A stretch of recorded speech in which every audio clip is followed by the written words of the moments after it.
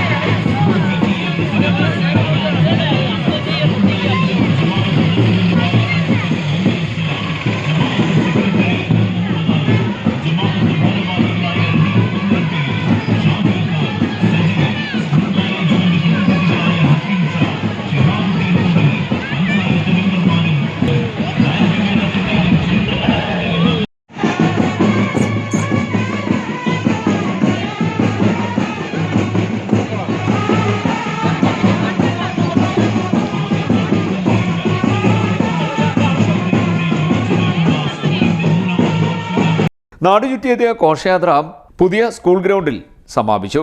അവിടെ പ്രത്യേകം തയ്യാറാക്കിയ വേദിയിൽ ആരംഭിച്ച സമ്മേളനത്തിൽ പ്രമുഖ അതിവേഗ ചിത്രകാരൻ അഡ്വക്കേറ്റ് S. ജിതേഷ് വരയരങ്ങ് എന്ന കലാരൂപം അവതരിപ്പിച്ചു. ഈ പരിപാടിയോടെയാണ് ആഘോഷ പരിപാടികൾക്ക് തുടക്കമായത്. School PTA president M. Muhammad Ali അധ്യക്ഷനായി. സമ്മേളനത്തിൽ ജമാഅത്ത് പ്രസിഡന്റും സ്കൂൾ മാനേജറുമായ അഡ്വക്കേറ്റ് M. A. സലാം സ്വാഗതം പറഞ്ഞു. ഒരു വർഷം നീണ്ടു നിൽക്കുന്ന വിവിധ പരിപാടികളോടെ ശതാബ്ദി ആഘോഷം നടത്തുമെന്നും ഇതിന്റെ ഭാഗമായി പുതിയ സ്കൂൾ കെട്ടിടം നിർമ്മാണം, വിദ്യാഭ്യാസ സാംസ്കാരിക നിലവാരം ഉയർത്തുന്ന വിവിധ പരിപാടികളുടെ സംഘടിപ്പിക്കൽ എന്നിവ നടത്തുമെന്ന് സ്കൂൾ അധികൃതർ അറിയിച്ചു.